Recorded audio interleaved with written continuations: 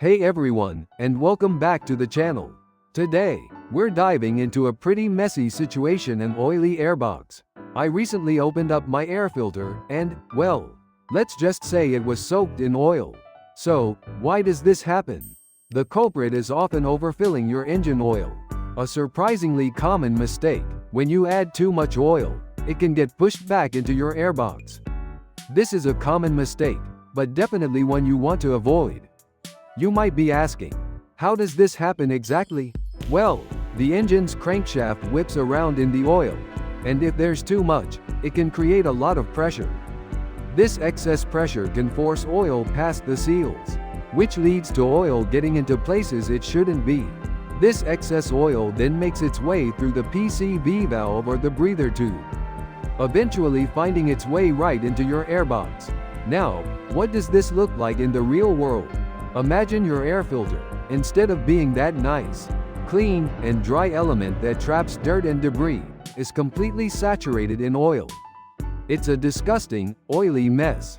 You'll likely see oil pooled at the bottom of the airbox as well, creating an even greater mess. It's not a pretty sight, and it's definitely not good for your engine, as it can disrupt the airflow and potentially damage sensors. So, what's the first thing you do when you discover this unfortunate situation?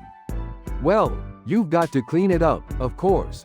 This is going to involve some gloves, some rags, and maybe even some degreaser. First, carefully remove your air filter and the airbox. The filter is likely toast, completely unusable at this point, so plan on replacing it. Then, thoroughly clean out the airbox itself, getting rid of all the oil residue. Take your time and make sure you get everything. Be sure to check any hoses or tubes connected to the airbox, as oil might have gotten in there as well. The most important step to preventing this problem, and the key takeaway here, is checking your oil level regularly. Make sure you're using the correct type of oil as specified in your owner's manual, and that you're not overfilling. Overfilling is the most common cause. It's usually a good idea to check your oil level on a level surface, with the engine cold, to get an accurate reading. Use the dipstick to get an accurate reading, and make sure the oil level is within the recommended range, usually between the minimum and maximum marks on the dipstick. Furthermore, if you find your airbox is oily, it's also a good idea to check your engine's overall health. Oil in the airbox could be a sign of a larger issue, like worn piston rings or a clogged PCV valve, especially if the problem reoccurs. Take your car to a mechanic for a proper diagnosis if the problem persists, or if you notice any other concerning symptoms.